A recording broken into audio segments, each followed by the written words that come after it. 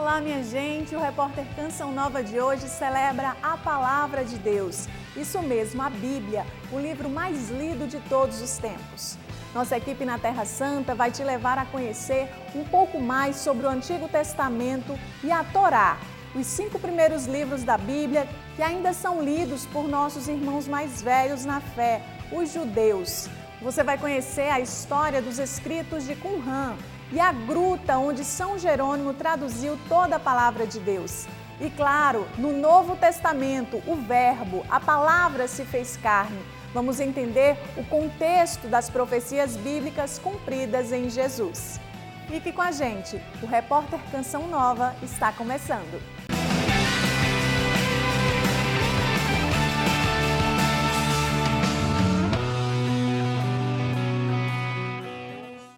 Em português, a palavra Torá pode ser traduzida como instrução, ensinamento ou lei e se refere aos 5 primeiros livros da Bíblia, chamado de Pentateuco. Nossos irmãos mais velhos na fé, os judeus, chamam também de Livro da Lei de Moisés. Nesse primeiro bloco, o repórter Roger Ferrari te leva a conhecer um pouco mais dessa história da Torá e do Antigo Testamento. "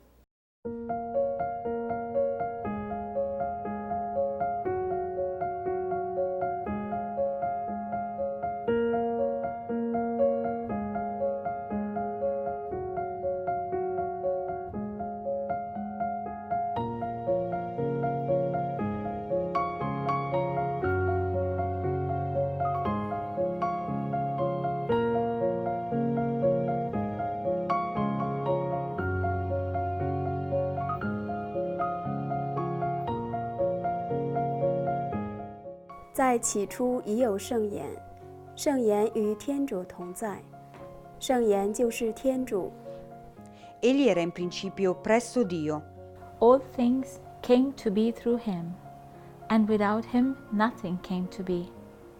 Nela estava a vida e a vida era a luz dos homens. والحياة نور الناس والنور يشرق في الظلمات ولم تدركه ظلمات." Veio um homem, enviado por Deus. Seu nome era João. Egli venne come testimone per rendere testimonianza alla luce, perché tutti credessero per mezzo di lui. He was not the light, but came to testify to the light. Esta era a luz verdadeira que, vindo ao mundo, a todos ilumina. Egli era nel mondo e il mondo fu fatto per mezzo di lui, eppure il mondo non lo riconobbe. 世界原是借他造成的，但世界却不认识他。 أما الذين قبلوه وهم الذين يؤمنون باسمه فقد مكنهم أن يصيروا أبناء الله، فهم الذين لا من دم ولا من رغبة لحم، Who were born not by natural generation, nor by human choice, nor by a man's decision, but of God. E a palavra se fez carne e veio morar entre nós.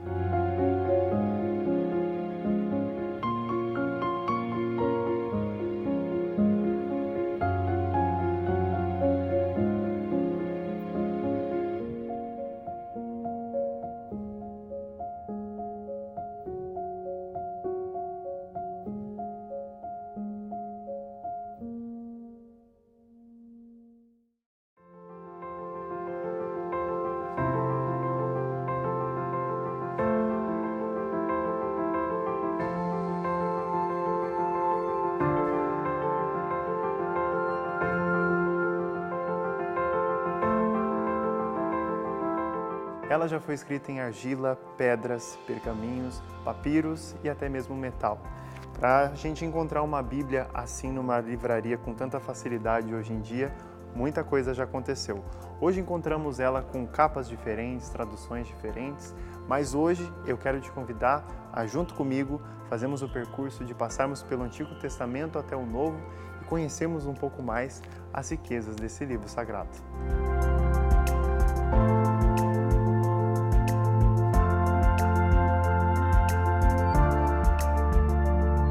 Deus sempre se comunicou com seu povo, sempre interviu na humanidade. Suas palavras foram marcadas e escritas ao longo dos séculos. Mas quando a Bíblia começou a ser escrita, qual é a sua origem? É difícil encontrar respostas para esta pergunta. Porém, sabe-se que por volta de 50 a.C., ela foi concluída com o livro da Sabedoria, o último a ser escrito do Antigo Testamento.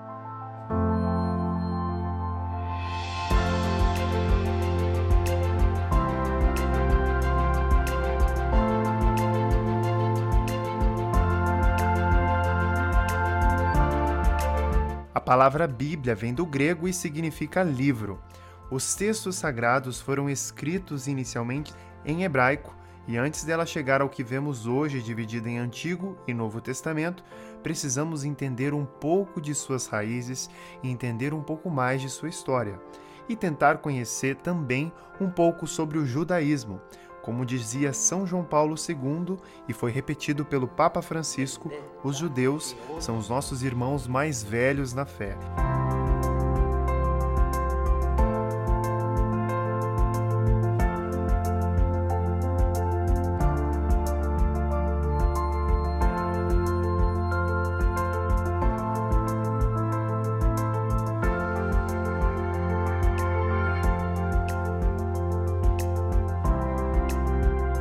Por isso que estamos entrando nesta sinagoga aqui na cidade de Jerusalém, com a companhia de Marci Lenk, ela que é judia e também trabalha com os cristãos aqui na Terra Santa e vai nos introduzir um pouco mais sobre a Torá e a cultura judaica. Como o nosso programa de hoje fala sobre a Bíblia, nós estamos dentro de uma sinagoga, estou aqui com a Marci, ela vai explicar um pouquinho para a gente sobre a sinagoga, sobre a Torá, e é muito legal porque nós somos cristãos e ela é judia, e ao mesmo tempo também ela desenvolve um trabalho com os cristãos e a gente vai ter um diálogo bem bacana aqui e ela vai poder introduzir um pouquinho para a gente. Eu queria que você, primeiramente, falasse para quem está assistindo, né, um pouco da sinagoga e depois também tocasse no assunto, explicasse um pouco mais sobre a Torá. O centro da sinagoga é a arca, onde guardamos nossos manuscritos da Torá e mais tarde teremos a oportunidade de abrir uma Torá e examiná-la juntos. Mas a Torá é apenas parte do que acontece na sinagoga. Essencialmente, a sinagoga tem aqui como espaço de oração e espaço de comunidade. Como você pode ver, há dois lados da sinagoga com uma estrutura no meio e isso é típico da sinagoga ortodoxa, onde os homens se sentam de um lado e as mulheres do outro lado. Nesta sinagoga em particular, é ortodoxa moderna e é por isso que a barreira é um pouco menor do que você pode ver em outras sinagogas. E as mulheres realmente participam aqui tanto quanto os homens. A palavra Torá vem da raiz hebraica, que significa ensinar. Portanto, em sua própria essência, Torá significa ensino. Qualquer tipo de ensino que alguém tenha em qualquer assunto pode ser chamado de Torá. E o legal é que a palavra Torá aparece nas Escrituras, quando Moisés diz ao povo de Israel para cuidar e observar os ensinamentos de Deus. Ele pronuncia a palavra Torá. Torá também se refere, em particular, aos 5 primeiros livros da Escritura, também conhecidos como Pentateuco em grego. Eles são tradicionalmente entendidos como tendo sido a palavra de Deus ensinada a Moisés, que Moisés escreveu. Esses livros são considerados a Torá. Então, se eu estava falando de uma Torá, quero dizer um ensinamento. Se falo da Torá, falo dos 5 primeiros livros das Escrituras que judeus e cristãos compartilham. Mas para os judeus, o termo Torá vai além disso, porque é claro que mesmo tudo o que está escrito tem que ser interpretado, tem que ser entendido. Tradicionalmente, nós judeus diríamos que quando Deus deu a Torá a Moisés, ele deu a ele uma Torá oral, bem como uma Torá escrita. Ele ensinou Moisés como entender a Torá. Ele ensinou Moisés como ensinar as pessoas como viver com a Torá. Portanto, a Torá inclui não apenas o que está escrito, mas tudo o que já foi ensinado sobre isso.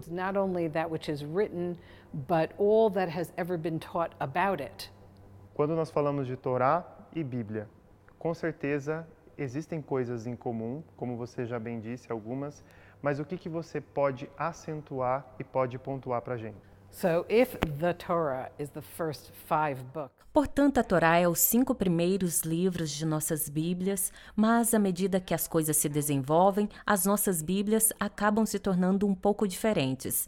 Eu diria que todos os livros que estão incluídos na Bíblia judaica estão na Bíblia cristã ou Bíblias cristãs. É claro, protestantes e católicos e ortodoxos têm Bíblias diferentes, mas deixando isso de lado, a maior parte do seu Antigo Testamento é a Bíblia judaica. Digo a maior parte porque tem alguns livros do Antigo Testamento de vocês, como Macabeus, que não estão incluídos nas escrituras judaicas, que não estão incluídos na Bíblia judaica, mas aqui eu diria que a Bíblia judaica era a escritura para Jesus e os apóstolos. Se considerarmos os judeus no primeiro século, citando as escrituras, eles não tinham certos livros de Bíblia de vocês.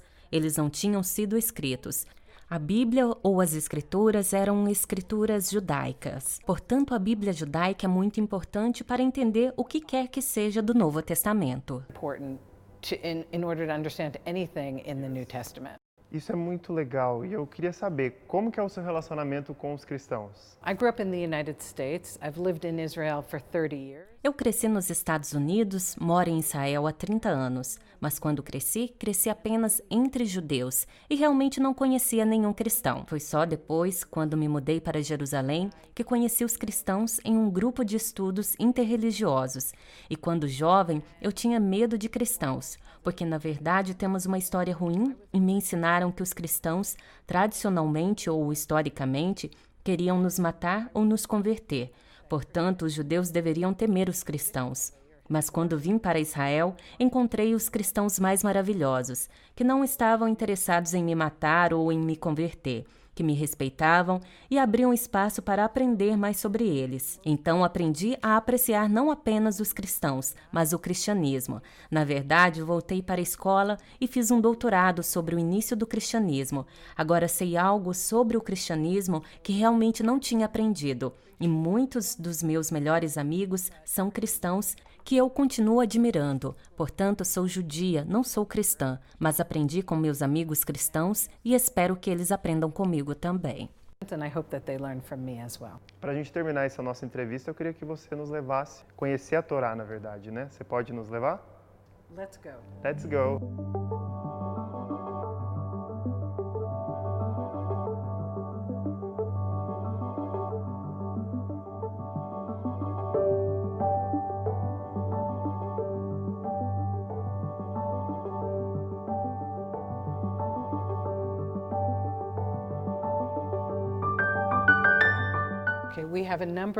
Temos aqui vários pergaminhos, porque em alguns feriados lemos mais de um.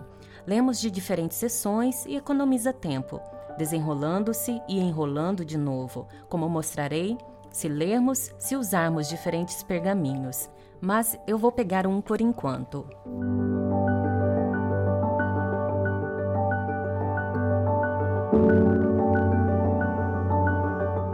What we have here is parchment. O que temos aqui é pergaminho, e no pergaminho manuscrito estão todas as palavras dos 5 primeiros livros das Escrituras em um pergaminho longo. Mas como você pode ver aqui, os pedaços de pergaminho são costurados. Mas se abrirmos, você verá que antes de tudo, os rolos da Torá parecem mais ou menos iguais. Há uma tradição específica sobre como escrevê-los, talvez um pouco como ícones. Temos nossa tradição específica de como elas devem ser. Para os leitores hebreus, você notará que não tem vogais. Aqui tem apenas consoantes e a pessoa que lê a Torá na sinagoga, na verdade, memoriza a maneira de pronunciar as palavras que estão escritas na página e o canto da música que está aqui, porque é claro que não há notas musicais escritas no pergaminho. Aprendemos antes qual o canto certo e qual é a pronúncia correta. Na verdade, é particularmente importante fazer bem isso, porque se houver um erro no pergaminho, ele não poderá ser usado até que seja corrigido, e então você tem que levá-lo a um escriba que irá consertá-lo. Eles realmente precisam ser perfeitos para serem úteis na sinagoga. É bastante pesado e são 5 volumes de manuscritos da Bíblia, tudo em um. O que fazemos é desenrolarmos em um sábado ou um dia em particular. Imagine, se houver 2 leituras, uma no começo e outra no final.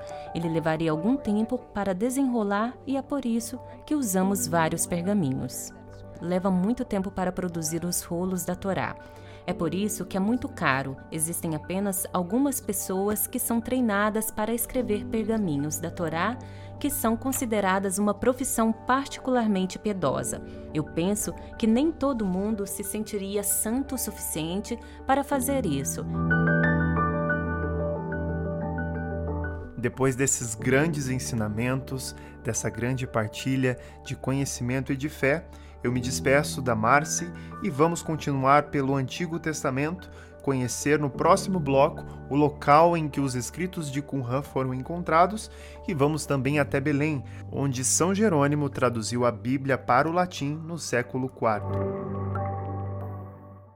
No próximo bloco, os manuscritos do Mar Morto, conhecidos como Escritos de Qumran, os mais antigos textos bíblicos encontrados até hoje. É impressionante. Eu volto já.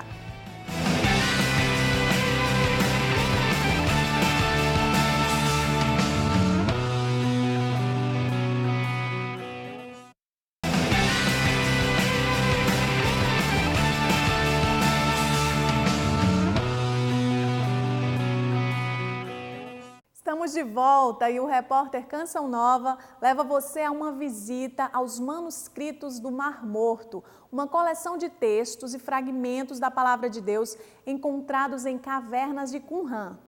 Os escritos de Qumran são a versão mais antiga do texto bíblico, com mais de 1000 anos antes do texto original da Bíblia hebraica, usado ainda hoje pelos judeus.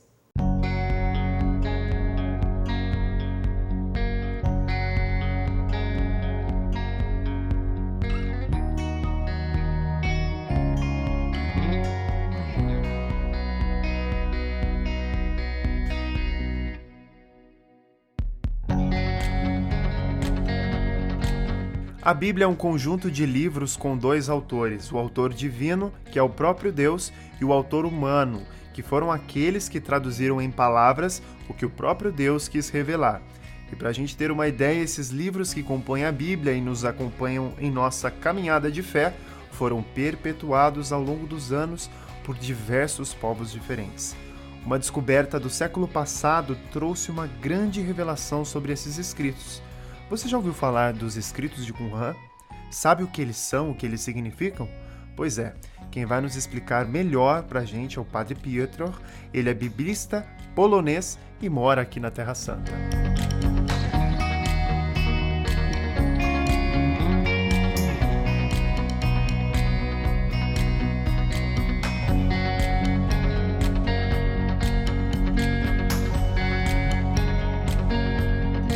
Padre, o senhor poderia, por favor, introduzir para a gente, para quem está assistindo, o que são os escritos de Qumran? Porque às vezes muitas pessoas acabam escutando, mas não sabem o que significa nem a importância desse material. Writings of Qumran are very often called the Dead Sea Scrolls, because these are actual. Os escritos do Qumran são frequentemente chamados de manuscritos do Mar Morto, porque esses manuscritos foram encontrados não muito longe do Mar Morto. Nesse local, foram encontradas centenas de partes de manuscritos em 11 grutas, onde ficaram escondidos por 2000 anos. Em 1947, um beduíno estava lá com suas ovelhas e uma delas se perdeu. Ele foi procurá-la. Em vez de encontrar a ovelha, encontrou uma gruta. Ele voltou no dia seguinte com alguns colegas e encontraram jarros. Dentro dos jarros, haviam manuscritos, pergaminhos com alguns documentos antigos. Obviamente, as pessoas que os encontraram não sabiam do que se tratava. Eles tentaram vendê-los para as pessoas no mercado. Essas pessoas também não tinham certeza do que era, mas sabiam que poderia ser algo precioso.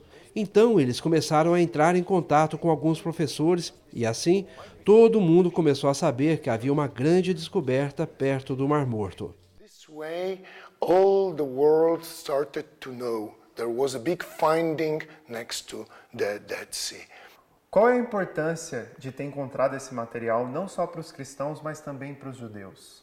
First of all, these scrolls, these documents are very ancient and Em primeiro lugar, esses pergaminhos, esses documentos são muito antigos e se falarmos sobre a linguagem desses textos, é muito importante saber que antes das descobertas do Qumran, o texto mais antigo da Bíblia hebraica era um documento datado do início do século XI.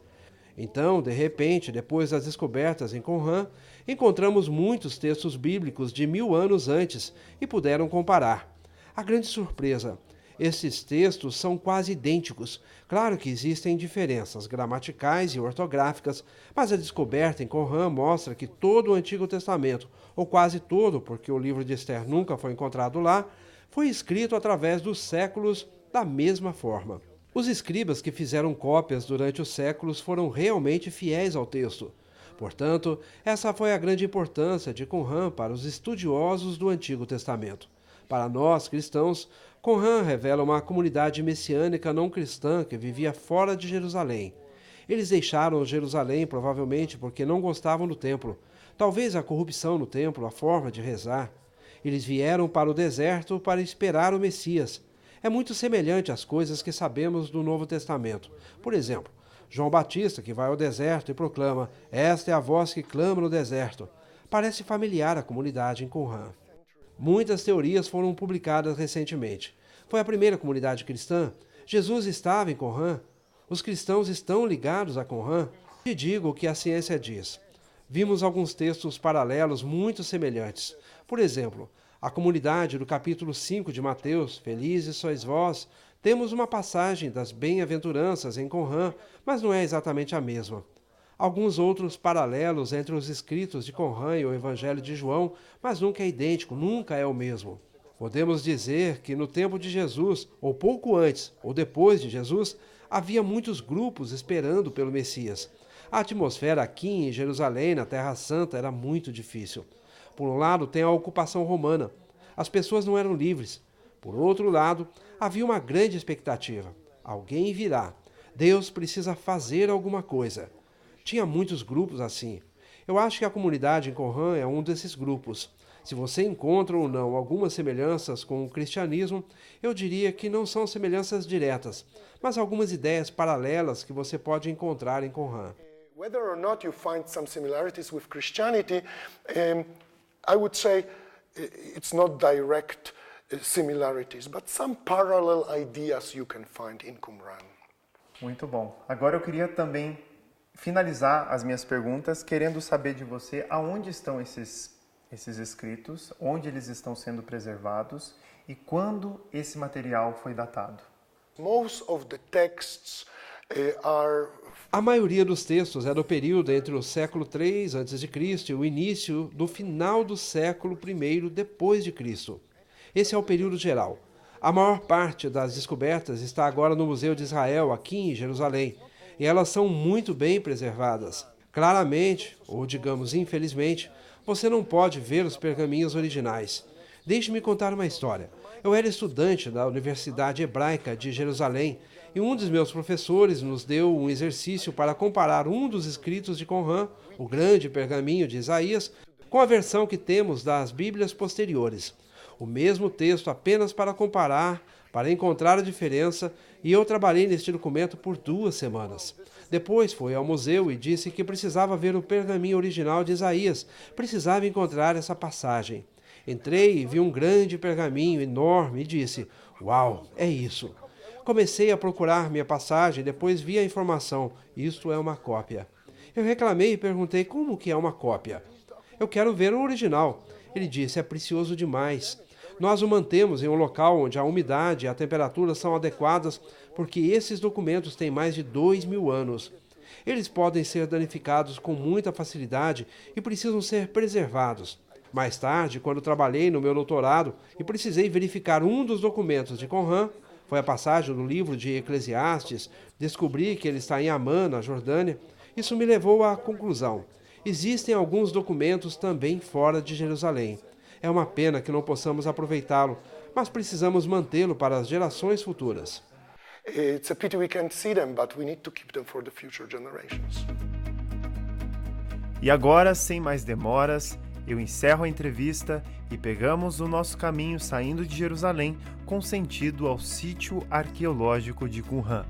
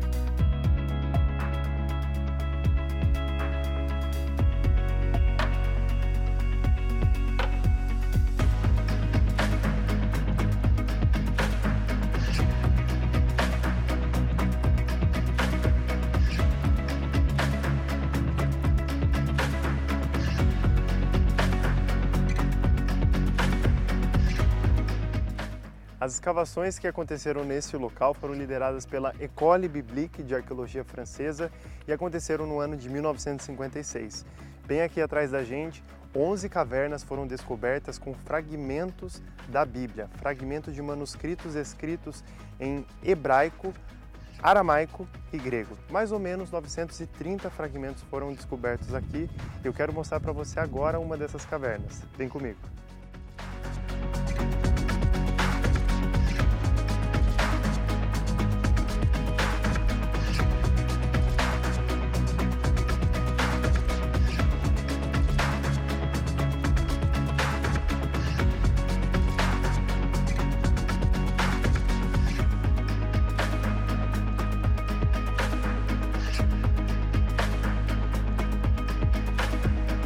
Uma das coisas que eu gosto bastante é que nós vemos esse sítio arqueológico hoje aqui estruturado e montado para receber peregrinos, mas uma coisa que também me chamou muita atenção é que essa descoberta ela é muito recente, 1950, 1952, como está dizendo ali na placa.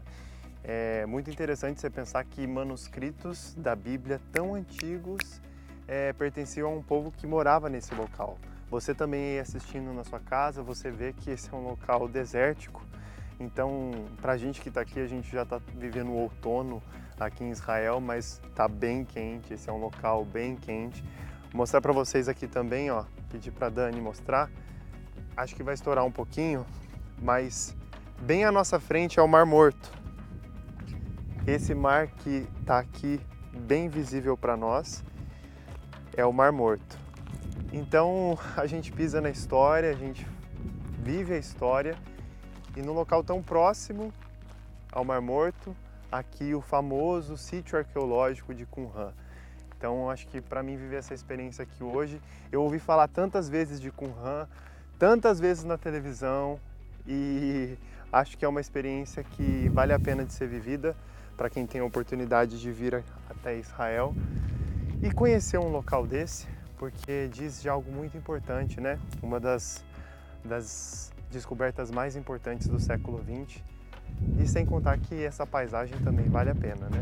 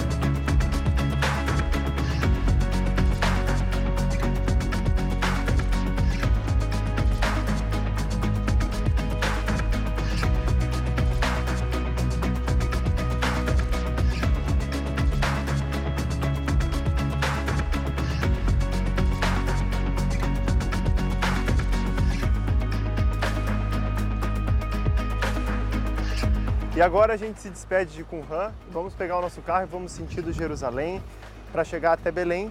E lá em Belém nós vamos conhecer o local onde São Jerônimo traduziu a Bíblia para o latim. E vamos continuar a nossa jornada de hoje com o nosso foco, que é conhecer mais sobre a Palavra de Deus. Vamos lá!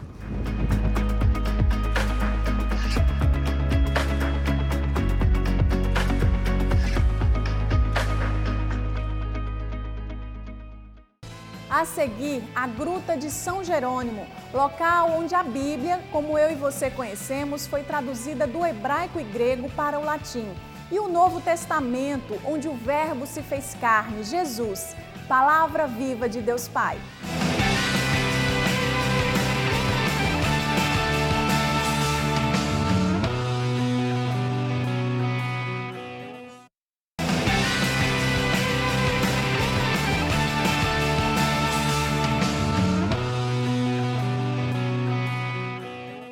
De volta com o nosso programa, eu já estava na expectativa de continuar essa visita à Palavra de Deus.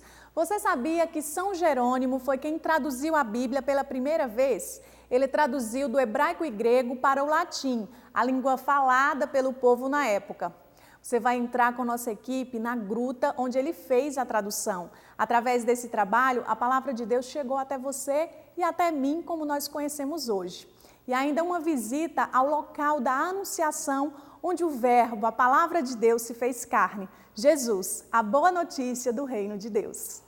A Bíblia é o livro mais lido e traduzido no mundo e pode ser encontrado em vários idiomas.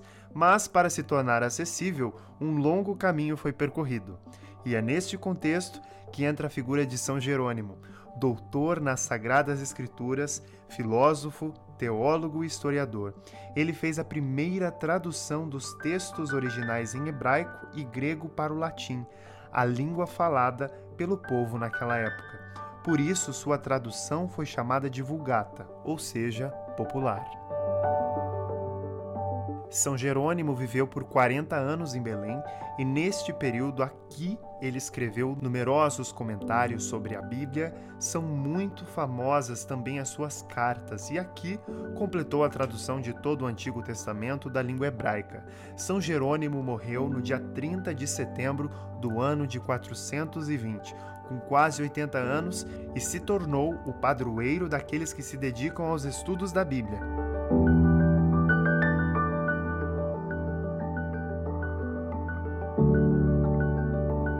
Estamos levando até a sua casa uma graça muito grande, que é estar na Gruta de São Jerônimo, o local onde São Jerônimo ele traduziu a Bíblia para o latim. Mas quem vai explicar um pouquinho desse local e vai também tirar algumas dúvidas para a gente sobre quem foi São Jerônimo, quero dar as boas-vindas para a irmã Marta. A irmã Marta pode chegar mais próximo aqui. Tudo bem com a senhora? Tudo bem, graças a Deus. Nós estamos aqui na parte de embaixo da Basílica da Natividade, em Belém de Terra Santa, não Belém de Brasil. Estamos muito longe. Nesta parte, neste local, temos vários prédios. Sim. Estamos aqui no altar que lembra a Santa Paula e Santo Eustóquio, porque esta era a parte das mulheres. Eles viviam como freiras, se chama anacoreta. Sim, são aquelas que ajudaram São Jerônimo. A São Jerônimo a traduzir a Bíblia. Elas eram romanas, a mãe se chamava Paula, a filha Eustóquio. Elas eram matronas, mulheres muito ricas em Roma, porém deixaram tudo e vieram aqui para estar com São Jerônimo e traduzir a Bíblia e viver como monges. Que bacana. Então aqui nesse local eles viveram? Elas vieram aqui. E aí temos esse altar aqui, né? E nós temos aqui uma imagem delas. A lembrança, não? Sim. Tem a lembrança de que diz Santa Paula e Eustóquio. Eustóquio em latim, Eustóquio em português. É o nome da menina, da jovem. É a filha de Paula. Ah, sim, filha de Paula. Que foram aí as companheiras. As companheiras, eles fizeram dois ramos. As mulheres monjas e os homens monges que viviam aqui, eles rezavam e traduziam também a Bíblia. Legal. E aqueles nomes ali escritos que você estava comentando comigo? Sim, os freis franciscanos quiseram deixar a lembrança de quem que eram os primeiros freis monges que vieram aqui a viver. O primeiro é Jerônimo, com Paulino, era irmão de Eusébio de Cremona. Jerônimo, Eusébio são santos. Eusébio de Cremona. Também estavam lupianos, estão todos escritos em latino. Lupiano, Valeriano e Plurimião companheiros de Jerônimo. Aqui estão as mulheres. Paula era a matrona, era aquela que era chefa, a mais superior. Eustóquio, a sua filha, Paulina e Fabiola, outras que também mulheres que seguiram Jerônimo. Olha que interessante, não sabia não. E aqui Então, é o famoso túmulo de São onde que esteve San Jerônimo até o ano 400, porque ele morreu no 420. Jerônimo nasceu em o que hoje é Croácia. Em 370. Em 420 ele morreu aqui. Ele esteve aqui até que foi levado o seu corpo à Basílica Santa Maria Maggiore na Itália, em Roma. Mas o ano passado, o 30 de setembro do ano passado, trouxeram da Basílica de Santa Maria Maggiore uma relíquia de San Jerônimo. E neste ano eles vão colocar a relíquia aqui, nesse túmulo. Estão preparando todo o reliquiário. O reliquiário se chama o aparato que contém a relíquia de San Jerônimo, vai estar aqui. Infelizmente, ou felizmente, né, vai ficar para a próxima vez que a gente gravar. O ano próximo. O próximo ano que esse programa vai passar no Brasil é no dia 29. Então, no dia 30 de setembro, aqui o pessoal vai ter essa graça de ter a relíquia de São Jerônimo. Sim, a lembrança. Ele volta onde estava. Muito interessante. E ele morreu com cerca de 80 anos? Sim, ele morreu. Ele passou aqui 38 anos, trabalhando, rezando e, sobretudo, traduzindo a palavra de Deus. Que trabalho, né? Mas ele não traduzia aqui, ele traduzia de lá. Vamos conhecer lá então? Vamos. Então, era nessa salinha onde hoje é celebrada a missa? A missa se chama Capela de San Jerônimo. Neste local, tinha uma entrada que é esta aqui.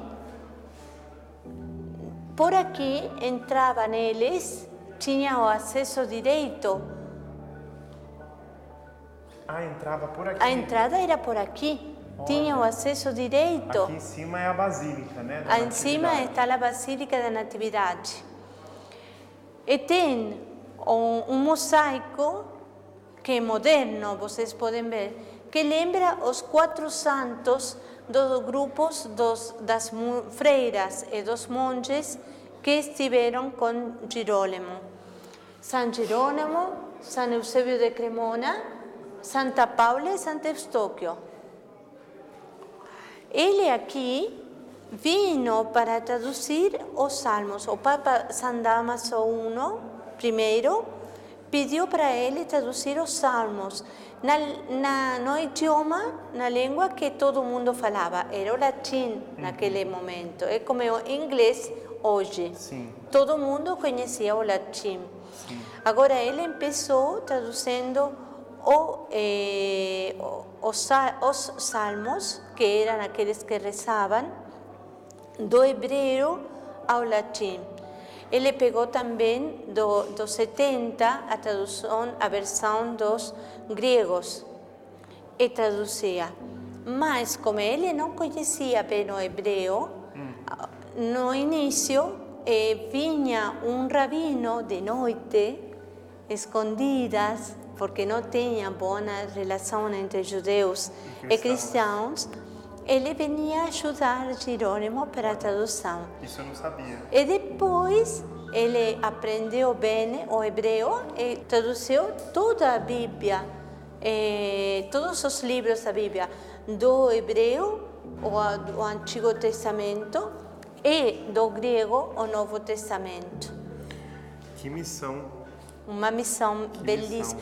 Nós devemos muito a San Jerônimo porque depois do 1500, quando se separa a Igreja da Reforma dos católicos, a Bíblia ficou só em latim para nós católicos até o ano 1965, que foi no Concílio Vaticano II, que abriu-se de novo para poder traduzir a Bíblia em todas as línguas, em todos os seus idiomas. Para você que está acompanhando, essa percepção, né? Para a gente é até comum estar aqui na Gruta de São Jerônimo, na Basílica da Natividade, mas são lugares de muita graça. Tem muita graça. A gente está aqui na gruta, mas um pouquinho para lá já é onde Jesus nasceu, né?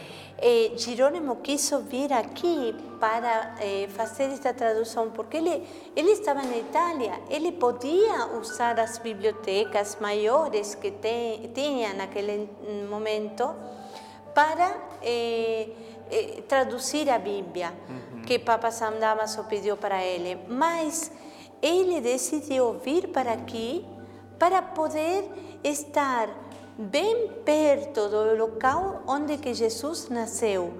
Isso é muito importante, porque para nós diz também a certeza que aqui era o local onde Jesus nasceu.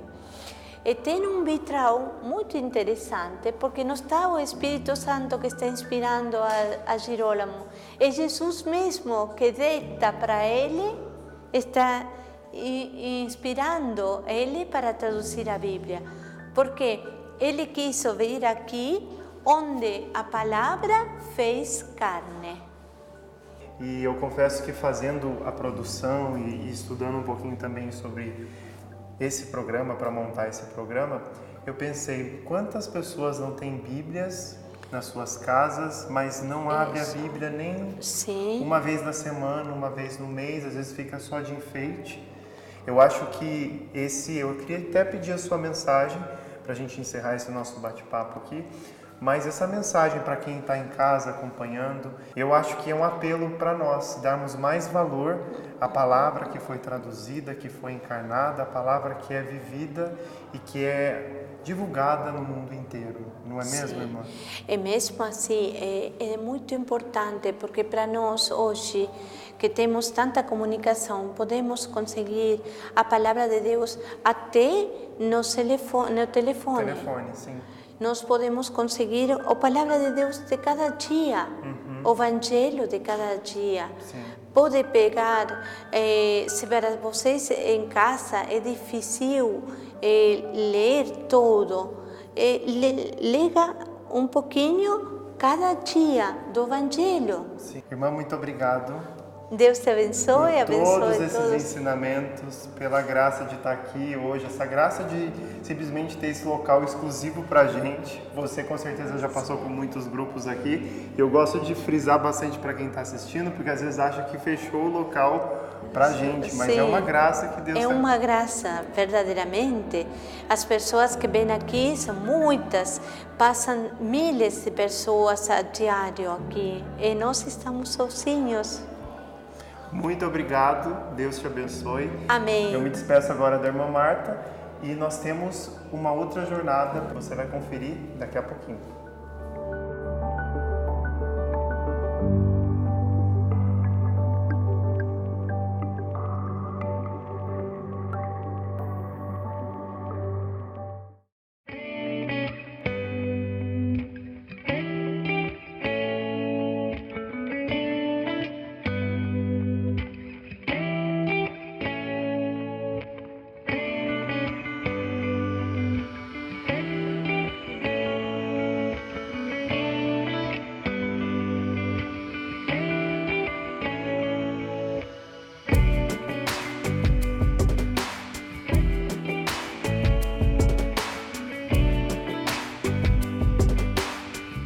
Depois de ter falado diversas vezes por meio dos profetas, Deus nos últimos tempos falou por meio do Filho.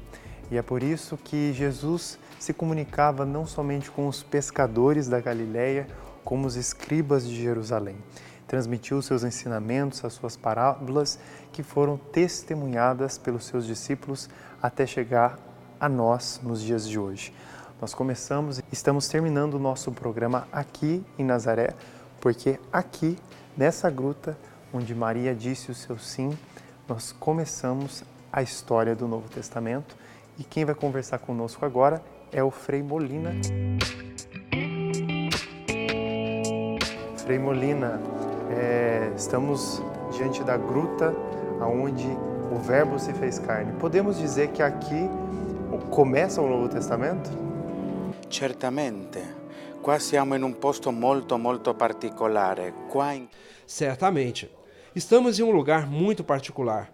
Vemos como a graça de Deus surgiu entre nós, isto é, aqui o Verbo se fez carne e veio habitar entre nós. É por amor, isto é, existe aquela caridade divina que faz com que o Pai não abandone a obra de suas mãos. Tudo não para por aí, vai além. Isso é, revela-se o amor de Deus para conosco. E que coisa mais linda que o amor se revela no seu Filho que está com ele desde o início da criação. Portanto, vemos que o Verbo se fez carne e veio habitar entre nós, no texto de João 1, capítulo 1, versículo 14. Temos belas coisas divididas em 3. O Pai se mostra como Criador, se mostra na criação, e o Pai se faz no Filho o homem por nós mesmos. Unimos o Antigo e o Novo Testamento na figura do sim de Maria e na figura concreta de seu Filho Jesus, que nasceu por nós, se encarnou por nós. Jesus é o cumprimento do Antigo Testamento. Jesus não veio para abolir, veio para aperfeiçoar, veio para cumprir o que era a lei antiga, ou seja, o profeta, o Cristo, o Messias, a verdadeira luz esperada pelo mundo. A figura dessa verdadeira luz que vem ao mundo, podemos citar Isaías, também podemos citar as cartas de São Paulo, podemos ver na carta aos Hebreus, por exemplo, e também nos textos de Isaías, onde a verdadeira luz do mundo vence as trevas, vence o pecado. A palavra carne significa que Deus veio para assumir nossos pecados de uma vez por todas, para realizar a obediência ao Pai. Então, a carne é o sinal de quem fará um pacto com Deus de uma vez por todas, e é isso que nos leva a interpretar sobre o que esses versículos de São João querem falar. Jesus Cristo é o mediador entre Deus e o homem. É Ele quem é imolado, sacrificado. Não se sacrifica mais nem cabras, nem ovelhas, nem touros, senão o Filho de Deus não é sacrificado. Isso significa que na mente humana sempre será um mistério, porque é a mão de Deus que guia. Mas lembremos sempre que a salvação deve ser aceita por nós que assumimos o Salvador, como diz Santo Agostinho. O Deus que te criou sem ti, não te salvará sem ti. Come dice Sant'Agostino, colui che ti ha creato senza di te non ti può salvare senza di te nella persona del Cristo. Olha, eu vou dizer que você respondeu todas as minhas perguntas daquilo que a gente tinha conversado antes, nessa sua fala magnífica.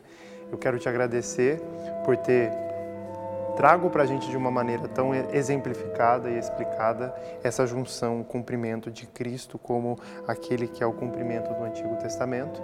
E para encerrar essa nossa entrevista, esse nosso bate-papo, nós estamos falando dessa importância da leitura da Palavra de Deus. Eu queria que você deixasse uma mensagem para quem nos acompanha, para valorizar a palavra, valorizar, ter o contato com a palavra diária, essa importância de conhecer o Novo Testamento, o Antigo Testamento. Por favor. La parola di Dio per noi. Com a união do Novo Testamento, a palavra de Deus para nós, não é apenas comida e bebida da vida. A palavra de Deus é a base para os cristãos, é aquela que nos faz ser o que somos. Na palavra de Deus experimentamos o diálogo, encontramos sustento, nos encontramos com Deus, encontramos a realização da vontade de Deus em nós. O fato de que devemos olhar para ela e crer nela, e por isso devemos, na fé, se não acreditar em quem nos deu a vida e nos amou primeiro. Você tem intimidade com a palavra de Deus? E isso não significa apenas ler, porque você pode ler, mas se não pratica, se não consegue entender o que está escrito, como faz para colocar em prática? E por isso, hoje na igreja encontramos como, por exemplo, o Catecismo da Igreja Católica, a interpretação da Palavra de Deus explicada também nos diferentes aspectos da vida humana e explicada em diferentes lugares, em diferentes realidades, para que o homem possa conhecê-la e, conhecendo-a, saber que é concreta e, se é concreta, também pode ser praticada. Anche praticata. Allora la parola di Dio si volge in opere buone, che le opere buone lodano Dio.